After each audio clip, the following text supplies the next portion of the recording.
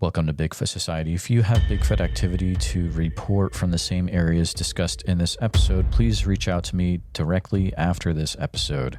And if you'd like to be on the podcast to discuss a personal Bigfoot encounter, please reach out to me directly at bigfootsociety@gmail.com. Do you wish there was more Bigfoot Society to listen to every week? Well, there is now. If you become a supporting member over at Patreon, you get a special members-only episode every single week on Wednesdays, and sometimes even more episodes. Head on over to patreon.com/the Bigfoot Society. And now let's get on with the show. All right, Bigfoot Society, I got the privilege of talking to Luna. She contacted me regarding an interesting experience she had out there near Mount Shasta in California. How's it going today, Luna? Good. How are you doing? And thank you for having me on. Absolutely. I'm doing good. I'm glad to finally be able to talk to you. It's been a little bit of time getting this all together, but definitely going to be worth it to help get your story out. My listeners, I think, are really going to enjoy it. It's a fascinating story, but I'm going to go ahead and give the floor right over to you, Luna, and let you take it from here. All right. Well, my Bigfoot story is an interesting one. I never really thought I would have run-ins with Bigfoot or anything like that. Just to give a backstory, I started heading up to Mount Shasta. Well, I'm from Chico, California. So Mount Shasta is 2 hours away. That's what I was born and raised in Chico. So hearing about Bigfoot was a common thing. In Northern California, it's like a running joke when people go up to like Humboldt County, they have Bigfoots up, like the statues and things like that. So it was already something common that I would hear about. But in 2012, I started going up to Mount Shasta more, and I started doing ceremony with a Karuk, Vision Quest, and Sundance. And we would talk about Bigfoot, and in the Karuk, they call Bigfoot Makiata. And it's very common within our indigenous communities and culture to talk about like Bigfoot and little people and the fairies and things like that. It's not really something that we're like, oh, like it's just part of the culture. It's part of the medicine. And when I had my experience with Bigfoot, it was my first time doing Vision Quest. I was doing my first Vision Quest in the Sweat Lodge. And for those of you who don't know what a sweat lodge is, it's a ceremony where they do like 3 or 4 rounds, depending on the tribe. And there is a lodge that is built, and there is rounds of rocks that come in. But when I did my Vision Quest, there was no rocks. There was no fire. There was a fire going, but there was no rocks in there, so it wasn't going to be hot. And I spent over a day in the lodge, which is something I want to do. So I got out, and the Vision Questers that were up on the hill. So when you Vision Quest, it's like normally 4 days, no food or water, and you go up on the hill. I was down in the lodge. I stayed in the area because I was still holding space for the questers that were up on the hill. This was over at Stewart Springs, which is in like outside of Weed, California. So it's like, I don't know, 15 minutes outside of Mount Shasta, where you have to go up a little bit in the hill area towards like the west of Weed. And so we were up there. The grounds were still open to people that were coming there. So at the springs it's a hot spring, so people would come and have baths, camp out there. So it was still open to everybody else. And that night we were out in our camping area where we were holding space and we were eating. And I remember hearing this really big crunch. And I was like, what is that? I was like, that does not sound like a deer. Because when you live out in the mountains, or you're out there a lot, you get used to the noises. But you start to also listen to the different noises that animals make. And I'm like, that is not a deer. So I heard the crunch. And I look out in the wooded area, probably, I don't know, like less than a quarter, maybe like 50 feet 100 feet, and I see Bigfoot walking. And I was like, huh. I stopped and I was a little shocked because I was like, I don't know what I just saw. And I remember looking at one of my friends and was like, I don't know what I just saw. I'm going to go to my tent. And also just for everyone to understand, in Vision Quest, there's no like drugs or anything like that used. Some people have that mistaken knowledge that happens. So that does not happen there. It is a dry ceremony. So when you go no food or water, it's no food or it's nothing. So that happened. And I go back to my tent that night and I go to bed. The next night, I didn't say anything to anybody. The next night, I'm in my tent, and I think this is probably day 3 of the questers being up on the hill, or night 3 of the questers being up on the hill. I'm in my tent. I'm waiting for someone that I think was going to come and be at Vision Quest as well. I remember there was a camper that came in with their car, and they come in, and I just remember hearing a lot of noise. There was like all this walking in front of my tent. And I was like, why is this camper walking in front of my tent? So I open my tent and I look, nobody's there. I see the camper like setting up, but they're not anywhere near me. I also see that there's another camper that has their trailer right next to the other camper that was setting up. So I'm looking around. I'm like, I don't know what that is. I close it. I hear the steps again. And I was like, this is so odd. So I open it again. No one's there. I thought, well, because my friend was right in front of me in their tent, and then another one of the elders was in front of him.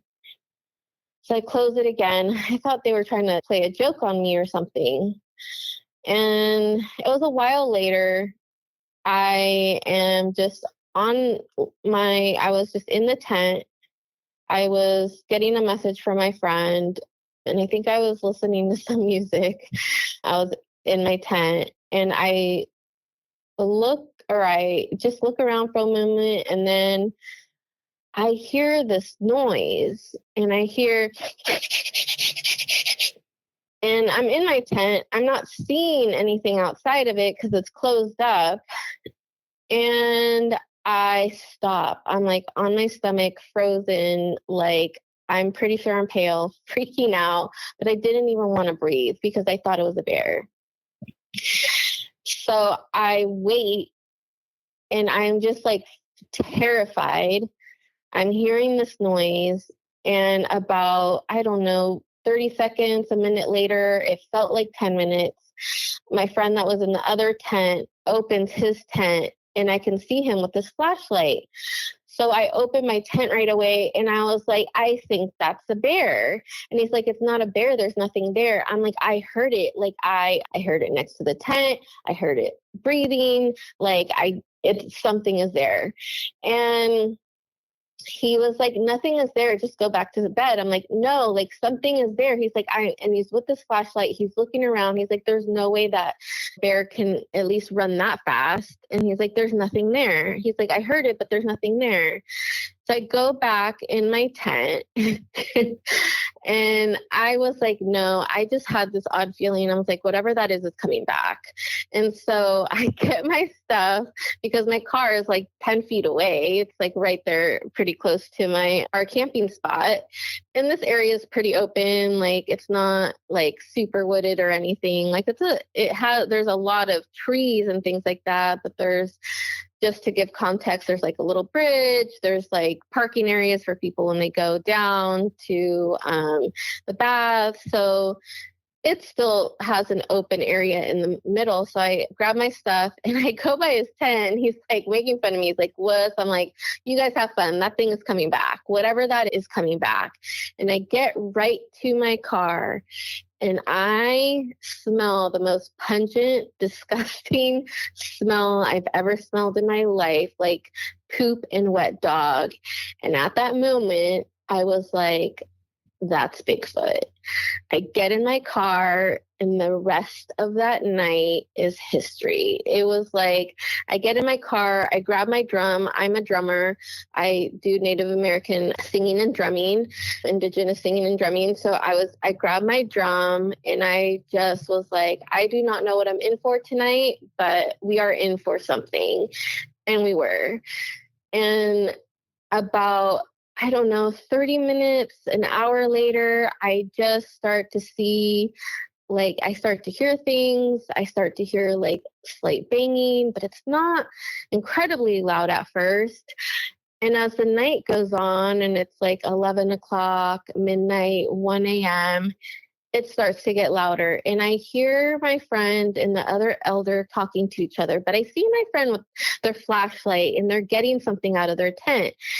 I'm like, because I can see through my car window. I'm not talking to anyone. I'm just watching this happen. I'm like, there is no way I'm getting out of this car. And so I'm looking at my friend, like frantically trying to get something. And so I hear him like tell like the elder, like, I think it's the little people or like Bigfoot's behind the tree. I can see something or hear something. And he's like trying to get food to offer them food, because we get taught that like you give them an offering. And so he's throwing like, I think apples or something out there just so they have an offering and whatnot. So I think I fall asleep for about an hour, maybe hour and a half. I wake up again to the same thing. They're talking to each other, and he's like, I think the Bigfoot is behind the tree. And I remember I start drumming and I start singing. And it's pretty common for us to talk about Bigfoot coming to ceremony. And so I like hear him in a panic, but then I look over and I see the elder's tent flipped over. And the elder is like, I think the female Bigfoot is putting, and the little people are putting poop in my nose. And I am just like, what is happening right now? And I'm looking at the tent completely flipped. I'm like, I do not know what happened. And so they're talking to each other. And he's like, I don't know. Do I give him an offering? Like, what do we do? And so I hear that for a while. Then probably about a half hour later, an hour later, it starts to get really loud. The banging starts to get loud. It's like they're banging cars or they're grabbing rocks and throwing them. And I see the campers that are not with us. They have nothing to do with the ceremony, nothing to do with Vision Quest.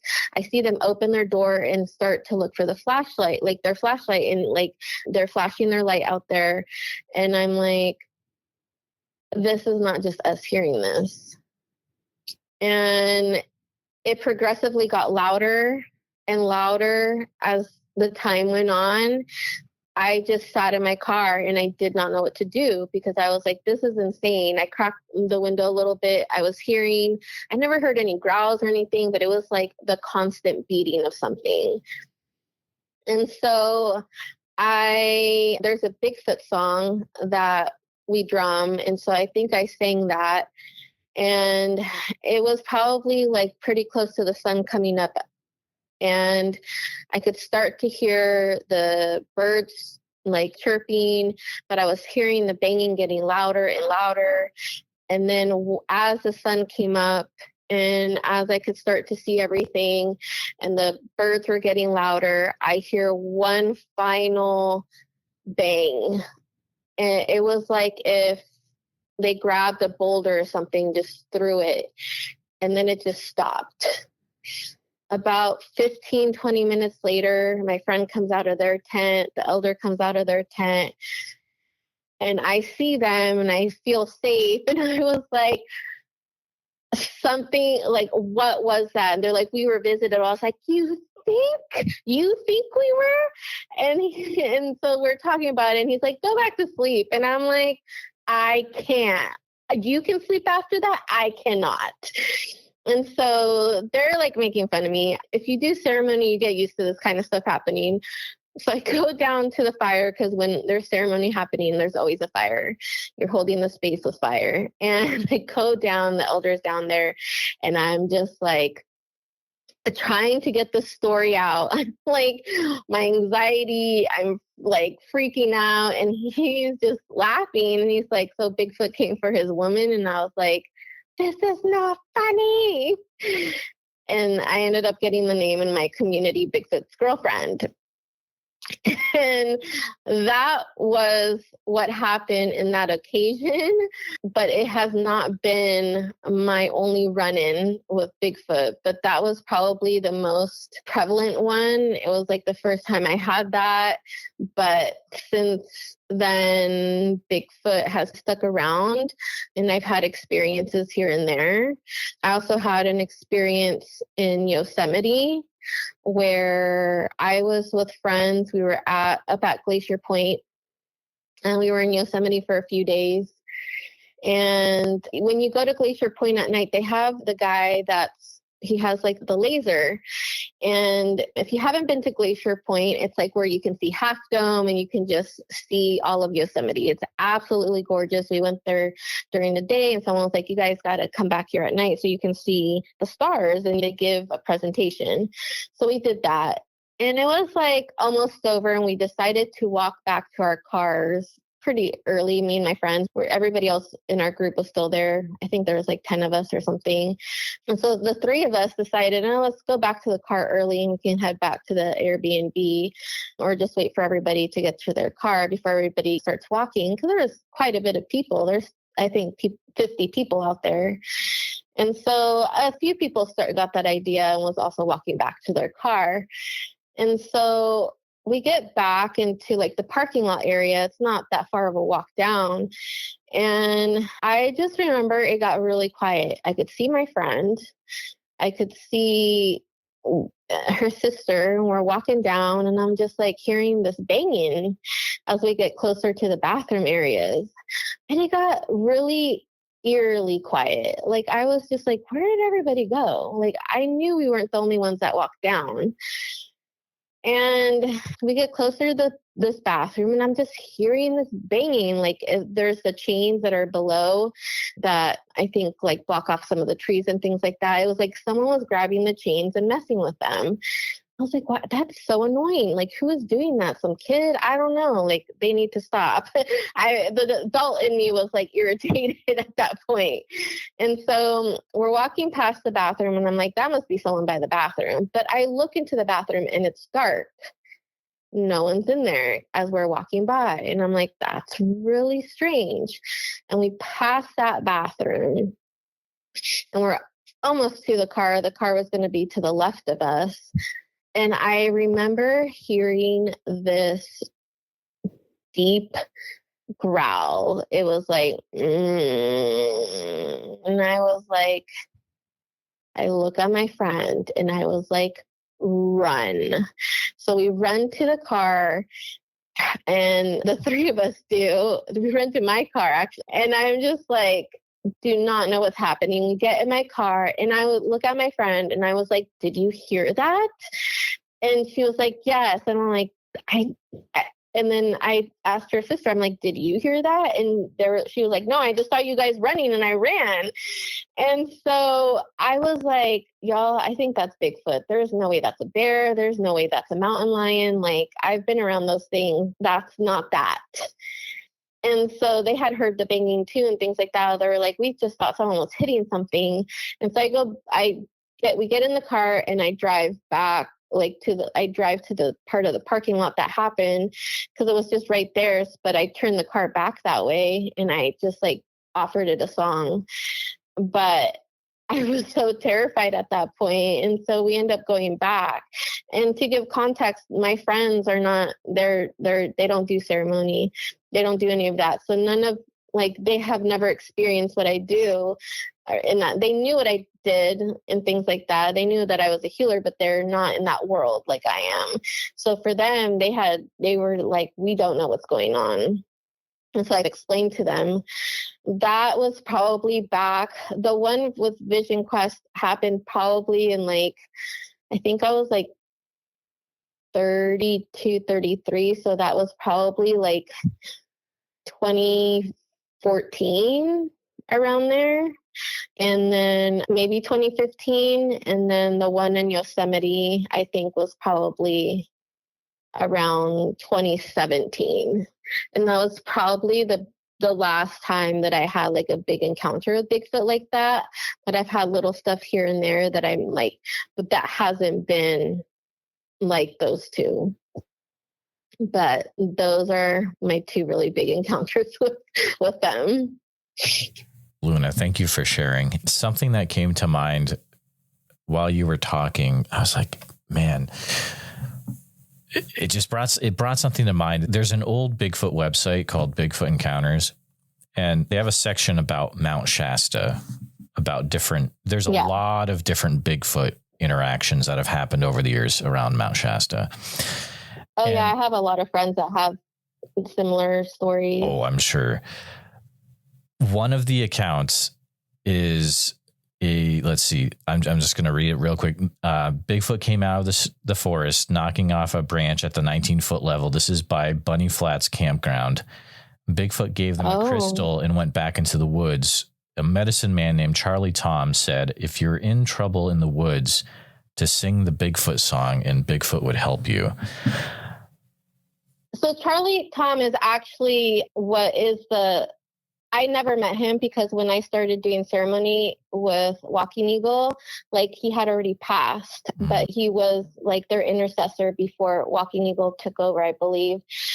Do you want me to sing the song? I can sing the song, the song that I know. I was gonna get there in a roundabout ways, but I didn't want to be like very offensive because it's a super cultural thing, I would imagine. But yeah, go right ahead. I've sung it before. I usually ask spirit. I just always tell people, like, always like respect the medicine and things like that. I don't have my drum with me, and I might not sing the song correctly because it's been a while, but I'll sing the verse that my elder taught me that Charlie Tom did teach him. So it was like, ya he ho, ya he ho, ya he ho, ya he ho, ya he ho, ya he ho. And you would sing that 4 times. The elders also taught me like that if you hit the tree 3 times in a row, you could be calling Bigfoot too. And that does happen in Mount Shasta. There's so many stories. That's just my Bigfoot story. I could give you stories about a lot of things that I've seen and I've experienced, but that area, there is so many stories of people running into Bigfoot. Actually, that story that you said is the first time I've heard someone running into Bigfoot on Mount Shasta. Because Bunny Flats is pretty up there. Have you been to Mount Shasta? I haven't had the privilege of actually going to a lot of areas out there. I'm in central Iowa, so. Okay. So Bunny Flats is right before, the highest that you can go in the winter because they close, or actually even in the spring, about 10 months of the year because they close the road right at Bunny Flats. That's where a lot of the skiers go. The skiers will stay the night there. So there's a lot of interesting experiences at Bunny Flats. Past Bunny Flats, the highest you can go is Panther Meadows. And a lot of Mount Shasta is Karuk territory. So Charlie Tom and a lot of the elders that in the went to it, I believe. And so you hear a lot of the stories from them. I can't remember though if that vision quest was the vision quest that elder taught me the Bigfoot song. So it's possible we could have called it in that way, but there are stories. I have a friend that Bigfoot went in front of their car driving out there. A lot of the locals we talk about it, it's very much almost like a part of just living there. Even the ranchers, just people that what you wouldn't think, they don't really believe in this stuff. It's not anything that they're into, but they have the experience. And so within the community, we talk about Bigfoot, the Lemurians, the little people, the fairies, that's all very common. Yeah. It's all very common. Yeah, dude. If you ever go to Mount Shasta, it's just the stories from the locals before I moved there. It was just, I went to the Motel 6 to get a room, and the girl was like, yeah, and the Lemurians, she was talking about it like nothing. They all talk about it like normal. Wow. Okay. Yeah. Listeners probably right now are like going to reach through the phone and just take me out. Like, you didn't even address what her story was. Don't worry, guys, we're getting there. But so the Bigfoot song that Charlie Tom had, that's the same song that you were singing in your account? I think so. Okay. One of the elders taught it to me. I'm not completely sure. Sure. Because everything gets passed down through storytelling. One of the elder that taught me, he taught me while we were at ceremony, but it might be the same one because I know someone else who sings it. If not, it just really depends. But the medicine is there and they call them in that way, or you give the respect to Bigfoot in that way. Yeah. The song is beautiful. Does any of it translate to, does it come across at all in English, or is it a thing where we're really not able to understand what's being said in the song? I remember him telling me, but I don't quite remember what the direct translation was. Sure, no problem. It's been so long. Yeah. I remember the words. I always remember the words to the songs. I don't always remember the translation, but I do remember someone else I'm still friends with a lot of them and do ceremony with them, that told me that the song was, I think, maybe from the mother Bigfoot to the baby Bigfoot. I'm not positive though, because it's been a while. But for me, when I sing the songs, it was always just about like giving that respect. But I don't sing it often because I definitely don't want to be calling them. So that's actually a thing I wanted to bring up or ask you. Is it a thing where people would have to be careful actually playing that clip, like if they're out in the woods, that it could actually do something? Or is it like the recording wouldn't be as potent as like if it was an actual in real life ceremony? I think for me, because I just am always in that space. Like, and you know what, to be honest, I'm not positive because it's happened to me at random times and we've sang that song and not had an experience with Bigfoot. I just think Bigfoot does what Bigfoot does. Sure. So yeah, you could be opening that invitation, but you just never really know. But if someone's just listening to it because they want to see Bigfoot, most of the time that doesn't happen. I think it really has to be like you're in your heart, and because Bigfoot can sense that. So it just really depends. I wasn't expecting that and it happened. So I think a lot of times it's like when we don't have the expectation. But I've also been told you can hit the trees 3 times with the branch and you're calling them in. I don't know. I've left like avocados out for Bigfoot and things like that. But just to honor him, not because I want to not because I want to have that experience again, because literally since then I do not camp. I literally don't go camping. Sure. And if I do, I sleep in my car. I will not sleep in a tent. It's not happening. It's interesting you brought up the knock or the 3 times, because that's a thing. Like, I've recorded wood knocks myself in Iowa in a weekend out in the woods, and like the wood knocks I recorded were sets of 3. And that comes up in many different interviews that I've done over the years. It's just it's an interesting little fact that, I don't know, it's a thread that keeps running through it. And there's many different threads, I feel like, as well. But getting back to your first encounter that you had, you mentioned at the beginning, like you did actually see Bigfoot the one time at the beginning. Yeah. Thinking back to that, are you able to describe, like, in any way what you saw, or if you remember certain characteristics about what you saw?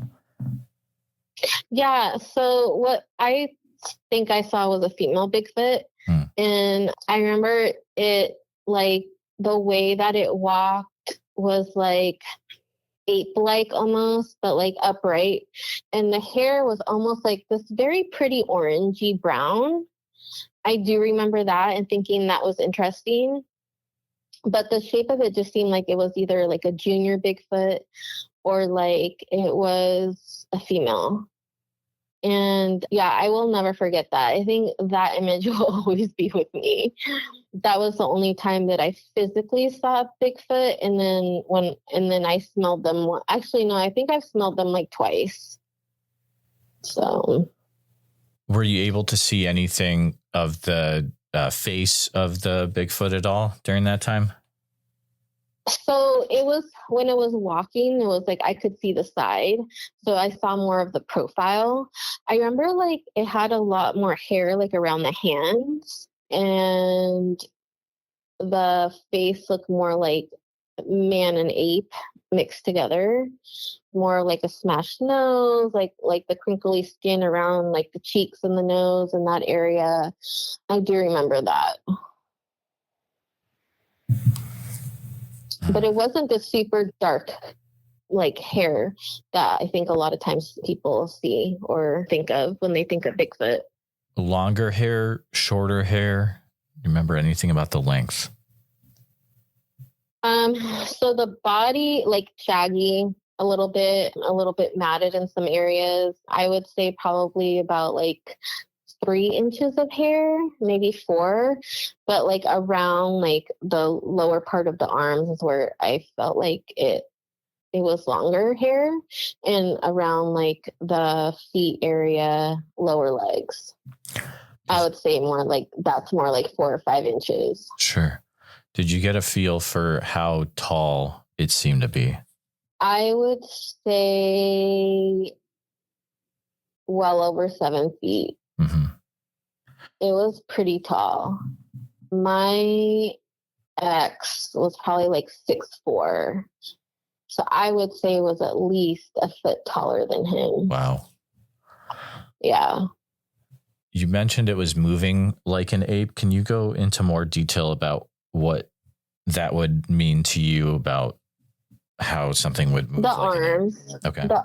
The arm movement, just like clunky and clumsy, even with the legs, but upright, completely upright, like a human would walk, but a little hunched, just a tad, not like extreme, but like the arms seem really dangly and lengthy. I do remember that. I'm like, that is so strange. And it was just like walking through in the woods. And I just remember like just that big, clunky kind of walk, like long strides. And with those long strides were like the arms going with it. But it wasn't like smooth. It was just like, I don't know, not like a bounce, but and it looked balanced, but it was like the way that the arms moved. I remember it was just, that's what it reminded me of, an ape a little bit. That's just really interesting, especially with the color of the hair. That color comes out quite a bit. Sometimes it's like, it's interesting when people that are not into Bigfoot, when I talk to them and they're like, it looked like an orangutan. I'm like, oh man, that is just, it's weird how that comes out sometimes. But for some reason, I feel like the Bigfoots in that area are that color, or that seems to be that. I don't know, like, and I've noticed when people talk about Bigfoot, like in different parts of the world, like there's like different like fur colors, or there'll be like a specific kind of like Bigfoot that they see in like the West Coast, and then maybe on the East Coast it's something else. Or I know people talk about the Yetis and things like that, but that one seems to be more like the common, I feel like, in that area. Are there the Bigfoot in the Mount Shasta area, from what you've heard, do they all have, how many toes do they have? Oh, I don't know. Okay. I just remember it being like a really big, like I could see the foot, but I didn't get a chance to really look at the toes.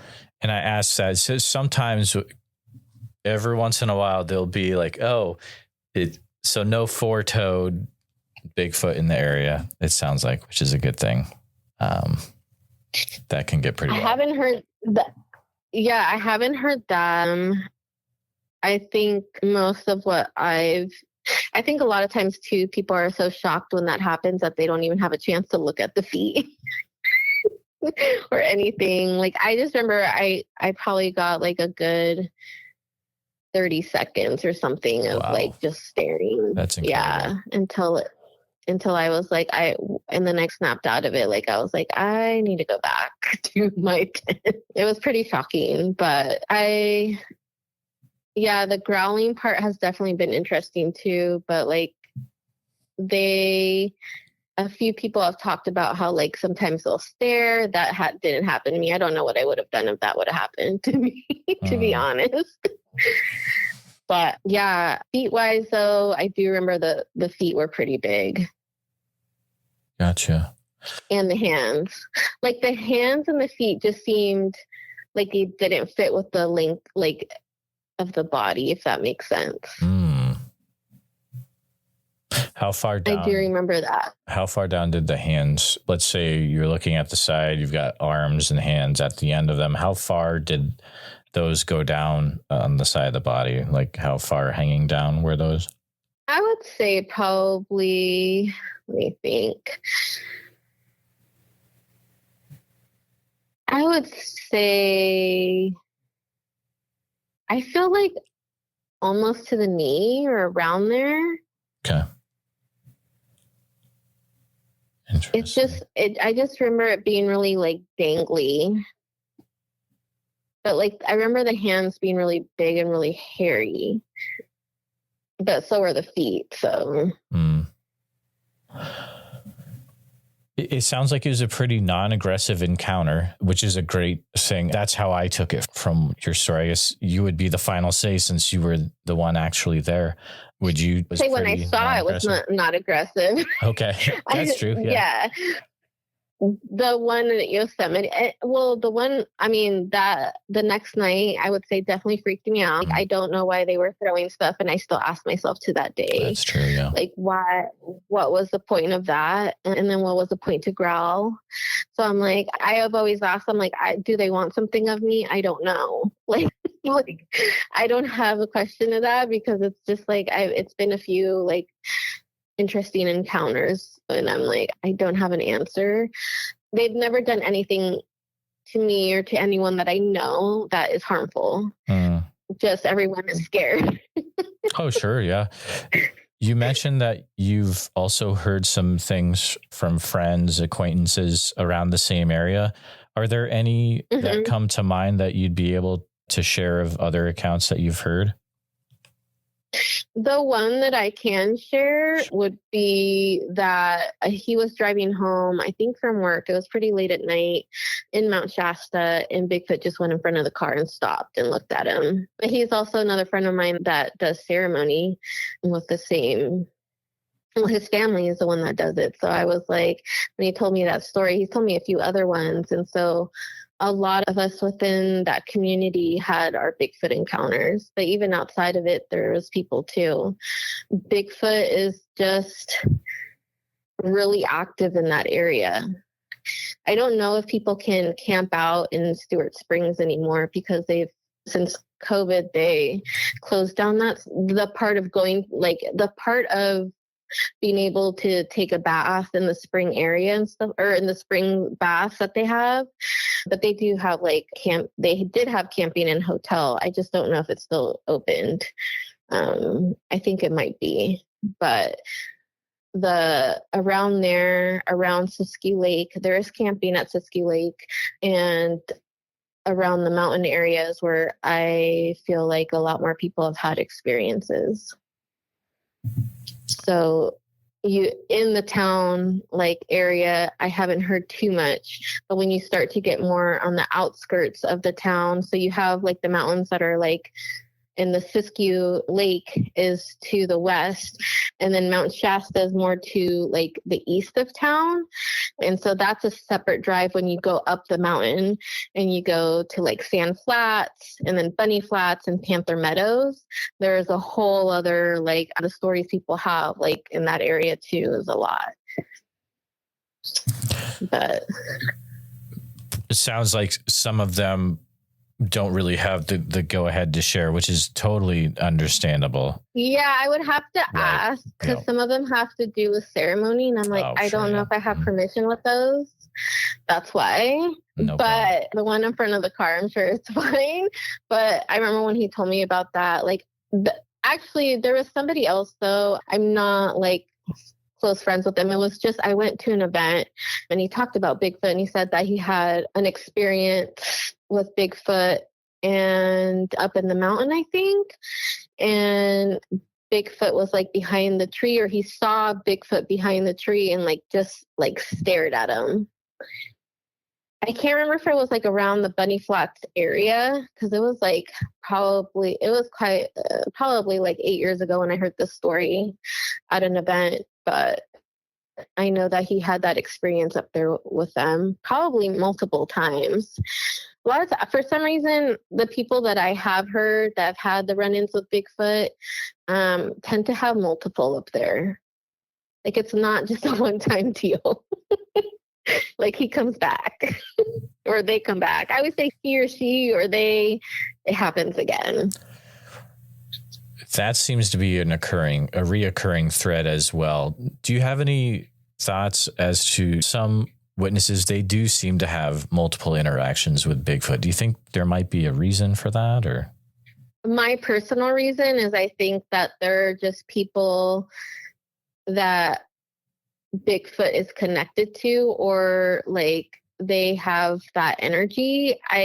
That's what I take because I've been asking myself that question for a really long time because it's just, they continue to do it. I haven't really been out in the mountains too long. I did live when I lived in Dunsmuir, when I lived in Mount Shasta, I never had a Bigfoot run-in. But before then, I did a lot. And I just was always like, why? And my other friends that had the same thing, like they didn't know either. My thought was always like, maybe like we hold something that Bigfoot respects. I don't know.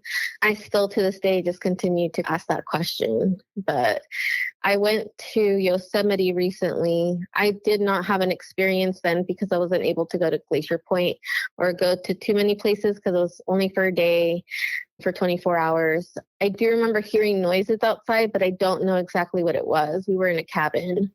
But I just think that maybe the Bigfoots, like there's some people that they're attracted to for whatever reason. That's really the only explanation I can think of at this point.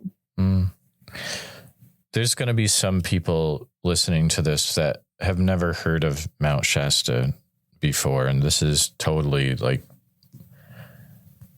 they have no idea what Mount Shasta is. Have you ever experienced anything else out of the ordinary in the Mount Shasta area? How much time do you have? It's like loaded question, right? That is a loaded question. A lot. I've experienced a lot of in my life. I was born with my abilities, so I have always had weird experiences since I was a little girl. But my experiences that I've had, and I've had experiences where I've seen things, not just being up there, but my experiences that I've had in Mount Shasta, like I physically had those experiences. Like there was no ifs, ands, or buts about it. I'm like, do you want me to pick one? Because I'm like, there's a lot. Yeah, I mean, I pretty much it's whatever you lived up there for like 7 years. Oh wow, okay, whatever you feel comfortable sharing, and I realize we don't have hours and hours, but like if you feel comfortable sharing a few things, I'd definitely, that'd be great. So I've had quite a few up in the Panther Meadows, Bunny Flats area. I'm trying to think of one that I had an experience with the Man of the Mountain. I had heard about the Man of the Mountain for a really long time. And so Bunny Flats is only open 3 months out of the year. It is a very sacred area. It's where a lot of tribes would actually stay in the summer. So it's really protected, but it's also protected because of the plants and the ecosystem up there. And in the winter, obviously, you can't really go up there. You're at the top of a volcano. Like there's tons of snow. It's not safe. But in the summertime, you can go camp and all that fun stuff. So I think I had just moved, like permanently moved up there.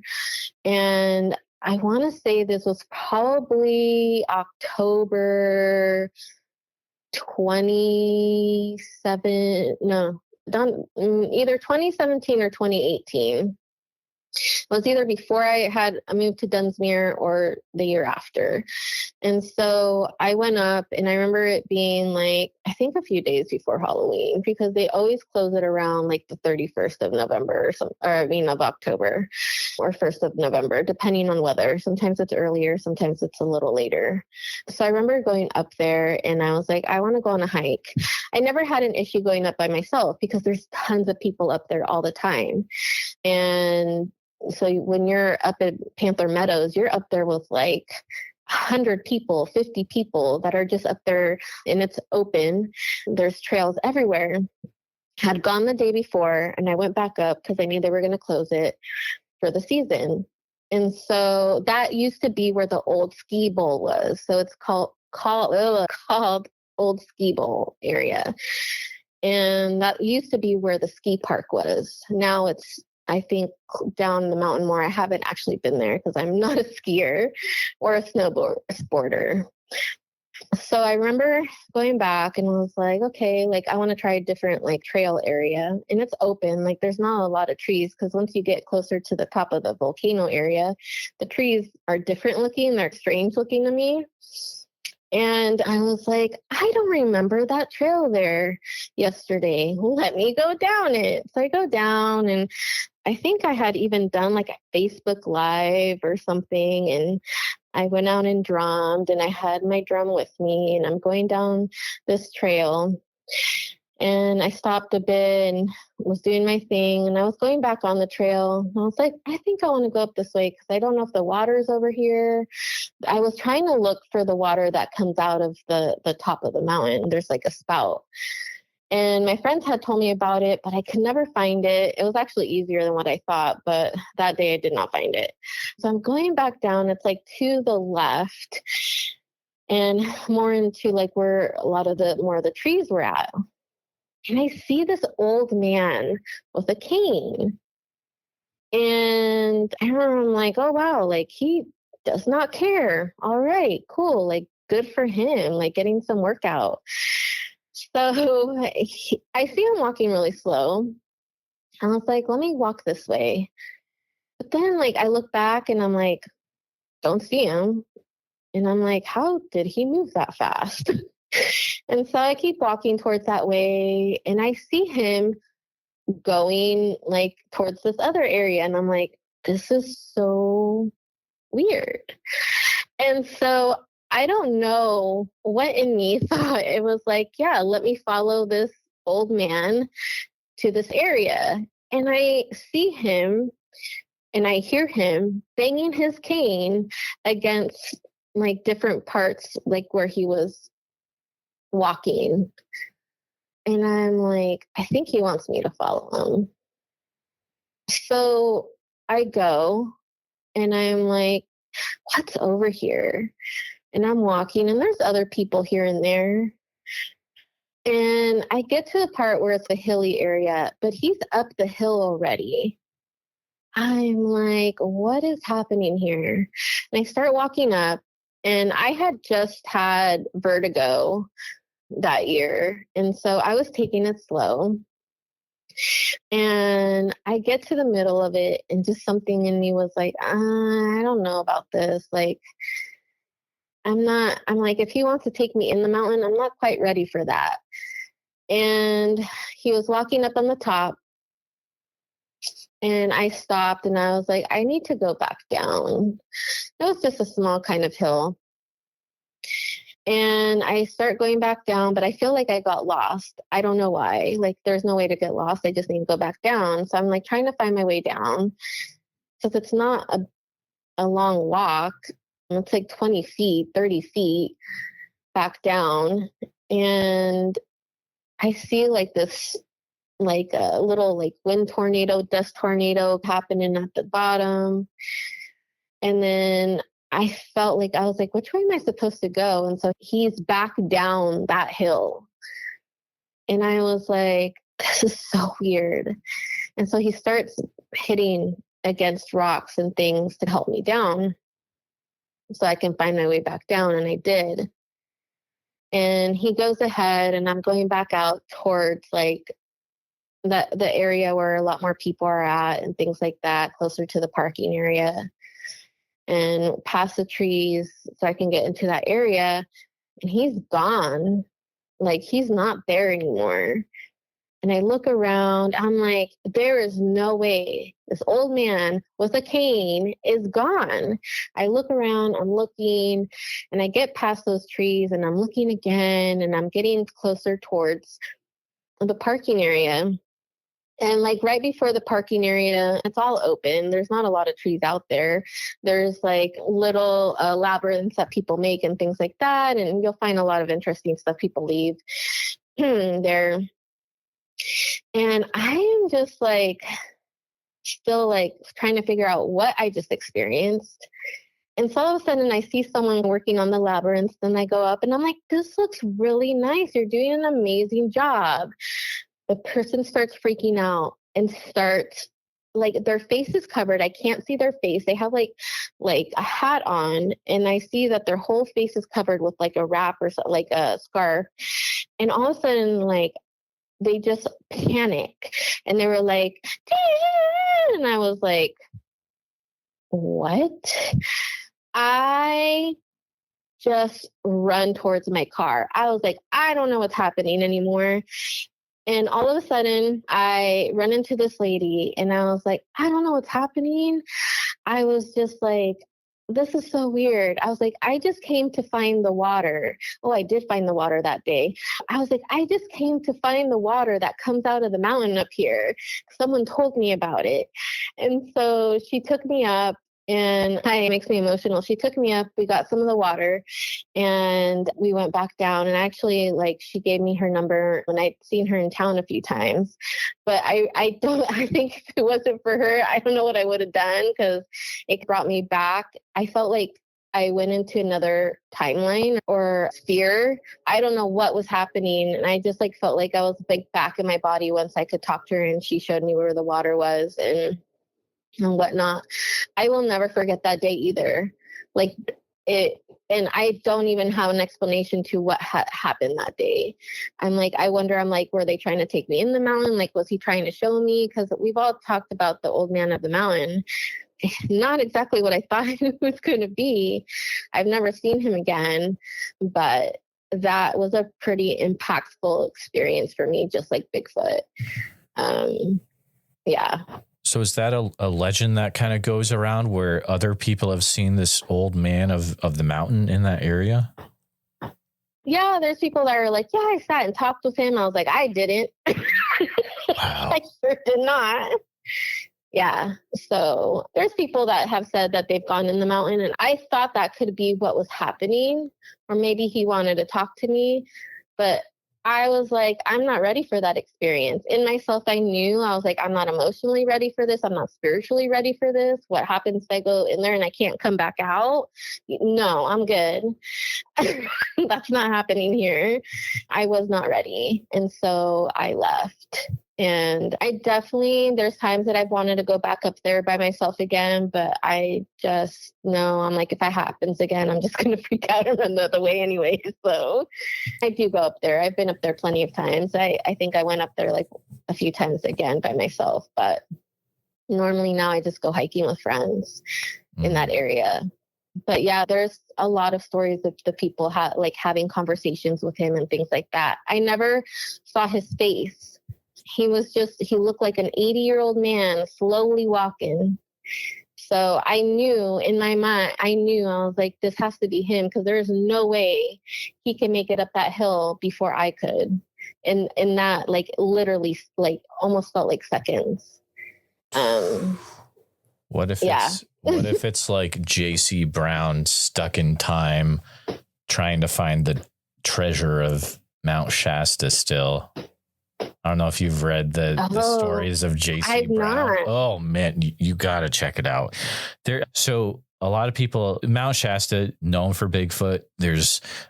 And then there's the whole Lemurians thing where people think there's a city that's underneath Mount Shasta of a different race of, or how would you explain it? So the Lemurians, I know people that have said they've seen them. Wow. The Lemurians are like, to me, like when I've worked with that energy, they're just like beings that have the technology. Like they were supposedly here for a long time, and whatever happened with the earth, they went in because that's how they protect themselves or whatnot. They're supposedly really tall and have like white robes and things like that.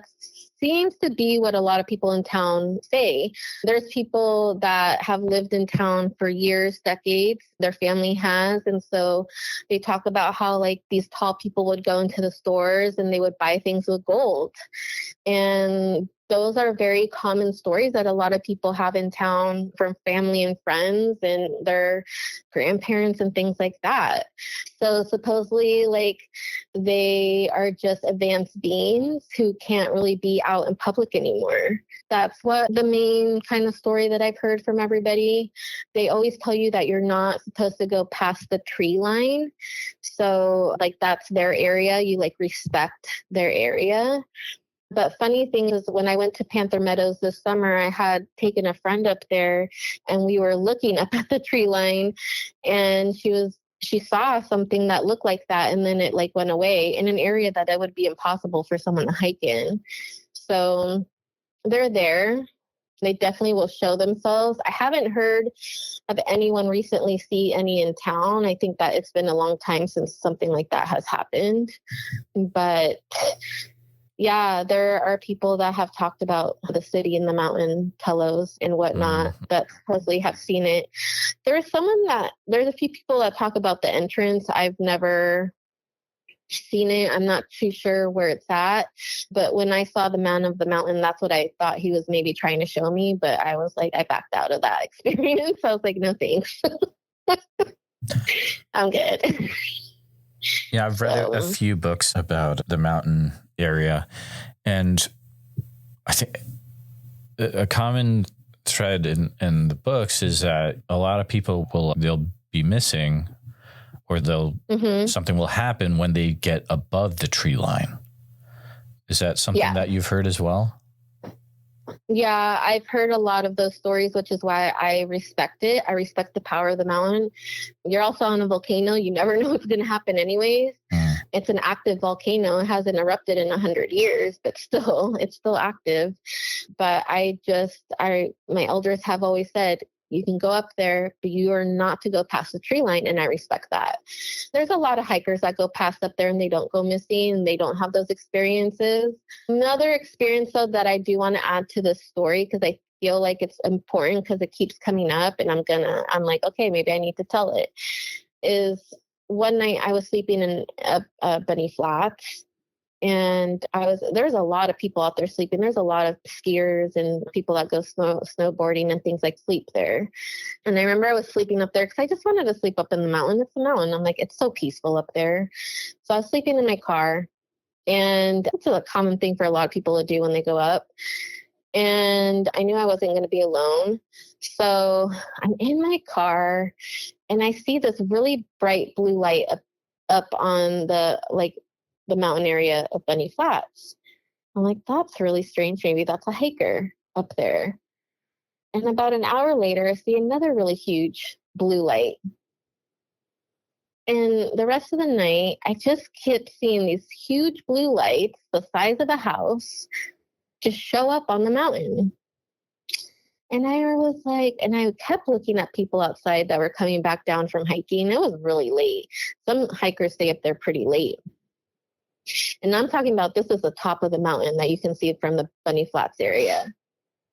And I was like, this is so strange. No one else is freaking out. What am I seeing? I tried to take a picture. It didn't come out in my picture. And the next day I back down having, I think, lunch with a friend. And I'm like, this happened to me. I'm like, is there like something up there where they have lights? And she was like, no. She's like, but it does happen that people see that. And I was like, what? They were the brightest blue lights ever. Like they looked luminescent. And I was like, oh, okay, so that's not normal. And there's times that you go up there and you may have that experience too. So that was probably, can't remember if that happened to me after the Man of the Mountain. I think that was probably like a year later. I think the thing with the mountain is it calls a lot of people, and you just never know what your experience is going to be there. Like I felt my calling to the mountain, but I've always been like 2 hours away from her. I call her Mamacita Mountain. Like I have so much respect for that area. It's so healing. I had only gone once when I was a kid to visit a family member that lived up there. But when I started to go back in like 2012, like on my own, I just felt that connection. And a lot of people that come to Mount Shasta talk about that. And there's a lot of people from Japan that come visit because there's a connection to Mount Fuji. And for them, Mount Shasta is very sacred. In Japan, they have so much respect for Mount Shasta. But there's so many stories that I tell people, if you feel the call, go. Because it's one thing to read these stories, it's another thing to experience it in your life. Even if you don't have an extreme experience or things like I've had, being there is different. The energy, you feel it. Like it's just different. And so I always tell people, if you have a chance to go, just go and experience the mountains. Gorgeous for one, but you might have an experience, you might not, like, but a lot of people do. I think a lot of people come back with stories. Yeah, if you start looking for Mount Shasta stories, you're going to find some amazing accounts. But do you think, is there any reason why in this one area you've got multiple Bigfoot encounters, you've got the Lemurians, you've got Man of the Mountain, maybe little people, maybe fairies, also? Could there be any explanation about why is it all happening in this one area? I think that it has to do with the city. I think that whatever happened in the planet where a lot of these beings had to go hide, they just did. But a lot of the beings there are very healing. I don't get a lot of the stories. I know like there's a lot of other stories in other parts of the world that are really scary, but the beings there are not really like that. They don't go out and scare people. They do and they don't, like in the sense of like it's scary to have that experience because you're not used to it. It's not something that is comfortable or that you know of. It's not familiar. But I feel like it's their safe space. That's always the feeling that I've gotten from it. But obviously they can't really be around humans because that wouldn't be a normal thing. But all the experiences that I've had and all the experiences that I know people have had there has always been life-changing for them and healing for them. And so I feel like the interactions have their place. And that makes me emotional too, because it's such a beautiful area. But there are people that go missing. And I think that's probably for me the scarier part, which is why I stopped going a lot of places by myself for that reason. Probably, and why I did not go and follow the Man in the Mountain wherever he wanted to take me, because I was like, I don't know if I'm coming back out. So I did notice when I moved up there, like a couple times a year, there'd be like, this person's missing, this person's missing. And I want to say most of those people, they have never found them. They have never found a body. They don't know where they went at all. And there's never an explanation why. It seems like it's such a paradox where you have such a beautiful area, all these incredible stories, but then on the other side, you do have definitely a sense of potential danger to it in a certain area. Do you have any advice for people that might want to go out and visit the Mount Shasta area, but still be in a safe way? I would say one, like be mindful of the weather always and be respectful of Mother Nature. Two, always, if you're going to go alone, you need to tell people like where you're going to be at. So if you have a tracker on your phone or something, like give someone your tracking. Like, I think that has to be like really important because there's people that have gone walking in town and they go missing. So I would also say if you can go with people, like don't go alone. And if you're going to go alone, like I know the areas I can go like by myself because it's packed with people, which is normally like Old Ski Bowl area, Bunny Flats, things like that. In the summer, like it's a destination spot of a lot of tourists. So you're not going to be alone in a lot of areas. But if it is an area that's pretty isolated, you need to tell people where you're at, and you need to be prepared with your whatever it is that you're using to go out hiking. And if you run into those experiences, like for me, like when I had that experience with the man of the mountain, like I just trusted my gut. And I was like, whatever this being wants to show me, I don't know what's going to happen, and I don't want to put myself in that position. I think people sometimes get really curious, but they don't use their intuition and their better judgment. And in that moment, I was like, I don't think this is for me, so I'm going to go. I was like, and I think that's important. I think wherever you go, you need to use your intuition to say, maybe this is not a good idea. Most importantly, like, be careful. I agree with you. I think one of the most important things we can do is if you're a type of person where you feel like you have that intuition, listen to it and don't shut it down. It's trying to connect with you for a reason. Luna, your story is just incredible. It's beautiful. Thank you so much for sharing it. Is there a way that people can get in touch with you if they have anything to share? Or maybe, I don't know, some guests, they are like, hey, this is good enough at this. If you want to share anything about, if you're writing anything or if you have anything like that, feel free to share at this time. I have my podcast, The Healing Adventures of Luna. I go into some of my stories about Mount Shasta too in that one. I actually had a friend talk about their story about Mount Shasta. And I think it's the one under Merida. They had a pretty interesting story on that one. So I have that. You can find that on like Apple and Spotify, The Healing Adventures of Luna. You can find me on TikTok and Instagram under Fairy Moon Luna, and I talk about stuff there. And then I am in the middle of working on Oracle deck number 2. Oracle deck number 1 is on my website, fairymoon.co. And I do have Bigfoot in that deck. And that deck is a little bit about my experiences in Mount Shasta and that. So people like Oracle decks, I have it there. I'll probably have a little bit more in Oracle deck number 2. I tend to share my experiences more that way. Maybe one day I'll write a book. I don't know because it's hard to pick out what I do want to share on that in one area. But for now, that's pretty much what I've got going on. And yeah, that's how I found you too on TikTok. Absolutely. Your TikTok account is really cool. There's some fantastic stories you share on it. And I was like, I got to talk to this person somehow. But Luna, thank you so much for coming on. It's been a really enjoyable discussion.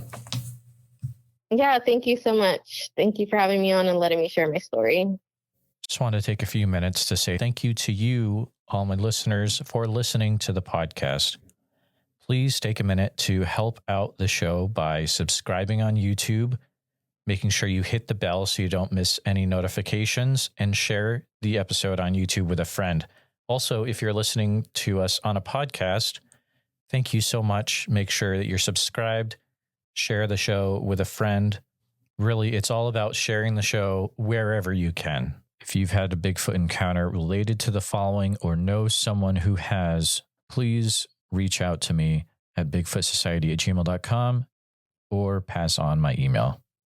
Here's the list. Number 1, encounters from Franklin County, Texas. Number 2, encounters from the entire state of Iowa.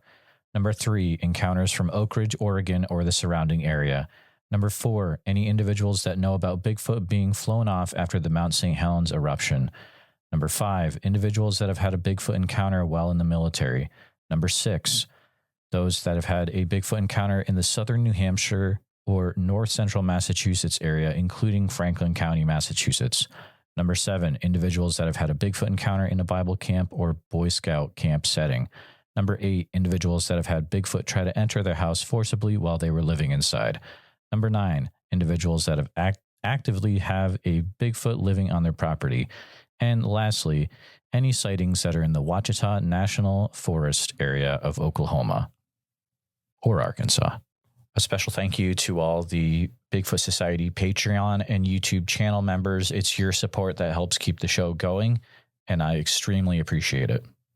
I'll see you back next time, listeners. Sasquatch Summerfest this year, July 11th through the 12th. It's going to be fantastic. July 11th through 12th in Green Waters Park in Oak Ridge, Oregon. And listeners, if you're going to go, you can get a 2-day ticket for the cost of one. If you use the code BFS, like Bigfoot Society, but BFS, and it'll get you some off your cost. Priscilla was nice enough to provide that for my listeners. So there you go. I look forward to seeing you there. So make sure you head over to www.sasquatchsummerfest.com and pick up your tickets today.